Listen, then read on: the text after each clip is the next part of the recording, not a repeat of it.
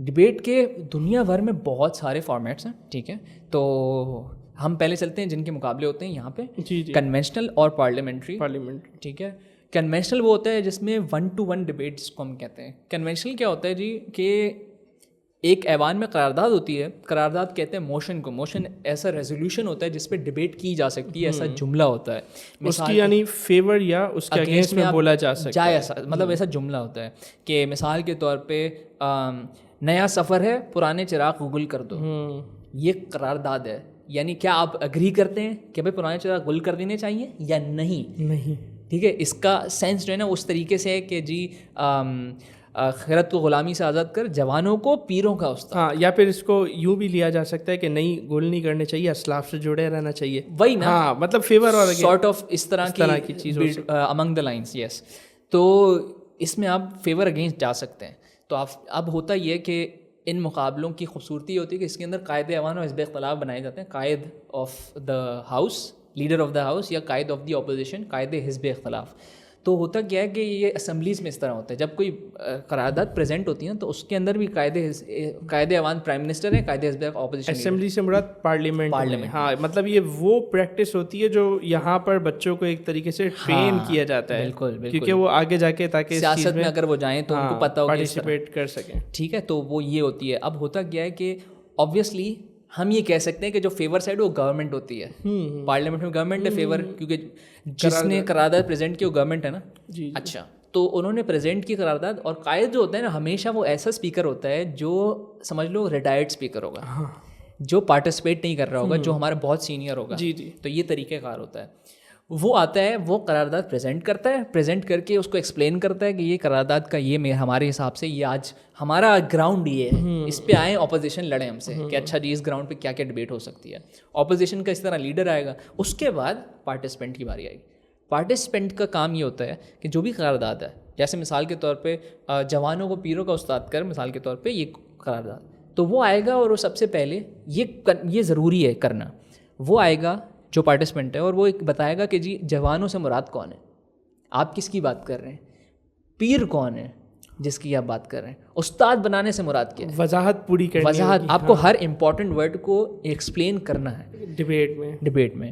Conventional debate کی بات ہو رہی ہے, ویسے بھی ڈبیٹ میں ضروری ہوتا ہے گراؤنڈ پہلے سیٹ ہوگا, پھر ڈبیٹ, پھر آپ اپنے آرگیومنٹس رکھیں گے نا. وہ آرگیومنٹ ان لائن ہونا چاہیے, ورنہ تو پھر ہابڑ دبڑ ڈبیٹ چلتی رہے. اور ویسے یہ ہونے لگا ہے, ایسا ہی ہے. دیکھیں معاشرے میں یہی ہوتا ہے نا, فیور میں جو آ رہا ہے وہ جوان سے مراد کیا لے رہا ہے, اگینسٹ میں جو آ رہا ہے وہ جوان سے مراد کیا لے رہا ہے. بالکل. یہ ہمارے معاشرے کی عکاس ہے. ہمارے معاشرے میں بھی یہی ہوتا ہے. ہم لوگ گراؤنڈ آف ڈبیٹ طے نہیں کرتے اور اس کے بعد ڈبیٹ کرتے رہتے ہیں. ہم اسے اپنی لینگویج میں کہتے ہیں محل نزاع. اچھا, اب وہ محل نزاع مطلب نزاع کا مقام, جھگڑے کا مقام. اب ظاہر سی بات ہے میری جوان سے مراد یہ ہے, تمہاری جوان سے مراد وہ ہے, تو بھائی ڈبیٹ بچی نہیں. تم اپنے پوائنٹ آف ویو سے ٹھیک ہو, میں اپنے پوائنٹ آف ویو سے ٹھیک ہوں. پارلیمنٹ میں یہ شاید یہ زیادہ فائدہ ہوتا ہے کہ وہ اس میں پھر آپ گراؤنڈ پہ رہتے ہیں. کنونشن میں تو آپ آگے پیچھے ہو جاتے ہیں. کنونشنل میں لیکن بات یہ کہ ہونا لازمی ہے, یہ ایک طریقہ کار ہے, اس کو فالو کرنا چاہیے. اچھا, تو کنونشنل ڈبیٹ یہ ہوتی ہے, اس کے اندر آپ آتے ہیں, آپ کو 3-4 منٹ کا انڈیویجول اسپیکر ٹائم ہوتا ہے. آپ بولتے ہیں, اپنا پورا ٹائم بولتے ہیں اور پھر آپ چلے جاتے ہیں. That's it, that's the only participation that you will do. Similar to declamation. آپ کو ڈیکلیمیشن میں 3-4 منٹ ملے, 5 منٹ, 6 منٹ, 7 منٹ, جو بھی آپ آئے, اپنی اسپیچ کی اور واپس اتر گئے. That's it. یہ 1-to-1 ڈبیٹ کا اسٹائل ہوتا ہے.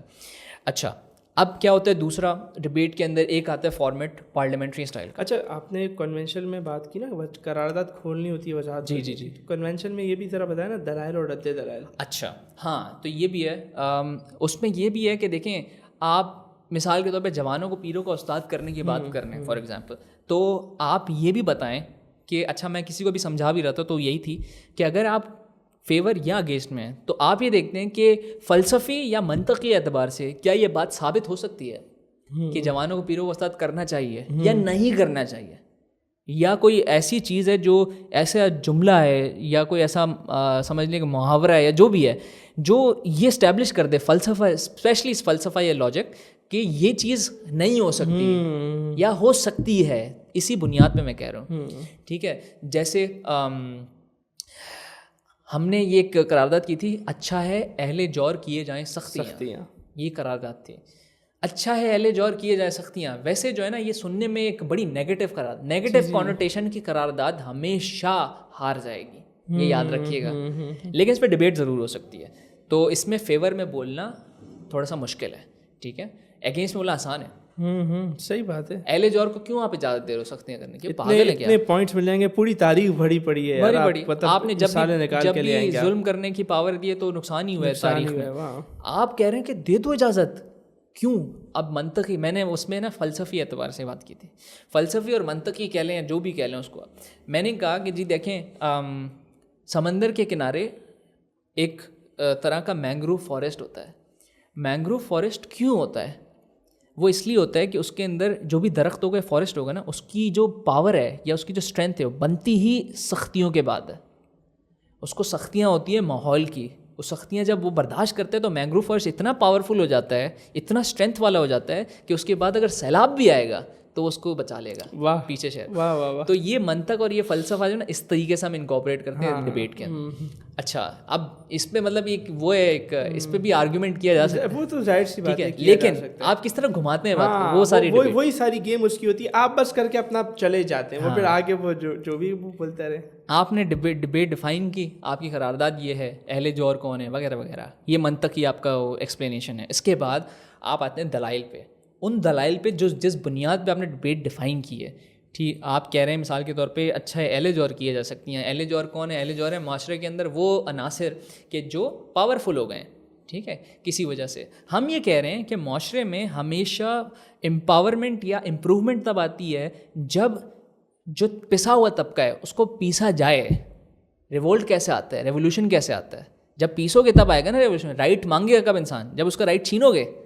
تو اسی لیے ہم چاہتے ہیں رائٹ چھینو ان کے, چھینو تو یہ جی کھڑے ہو کے فرینچ ریولیوشن لے کے آئیں گے, چھینو پھر یہ ایران کا ریولیوشن لے کے آئیں گے, ٹھیک ہے. تو ہم نے اس اپروچ کے ساتھ اس کو ڈبیٹ کی, آرگومنٹیشن کی کہ دیکھیں ایران میں کیسے انقلاب آیا, ٹھیک ہے جی, فرینچ میں کیسے انقلاب آیا, فرانس کا تو مشہور ہے, ٹھیک ہے. اس طرح کے چے گویوارا کیسے بنا, ٹھیک ہے, اس طرح بہت سارے نام ہیں, آپ تاریخ میں جائیں گے, نیلسن منڈیلا کیسے بنا. تو یہ لیڈرز کہاں سے ہے؟ یہ نام تو ڈبیٹرز کی نو کے زبان پر ہوتے ہیں, ٹھک ٹھک. یہ تو وہ ہیں جو ہمارے لیے ہیں ہی ہیں. ان کے بس مسئلہ یہ کہ نا, وہ یاد ہے نا عرفہ کریم علی معین نوازی کی پوری ایک لائن ہوتی تھی یار. ہاں وہ بھی بڑا گز دیا تھا, تو اس ٹائم پہ یہ مشہور ہو گیا تھا کہ آپ اس کے علاوہ کرو گے تو جیتو گے. ہاں ایسا ہی میری یہی لاجک ہوتی تھی کہ یہ گھس گئے نا نام, یہ تو سب بولیں گے. ہم ایسا نام لے کے آتے ہیں جو سنا ہی نہیں تم نے, تو تم بولو گے یار ہاں دادا یہ بات تو صحیح کر رہا ہے لڑکا, ٹھیک ہے. کیونکہ یار دیکھیں پازیٹیوٹی جو بھی ہو جائے نا معاشرے میں ہمیشہ رہتی ضرور ہے. مشکل ہے ڈھونڈنا لیکن ہوتی ضرور ہے.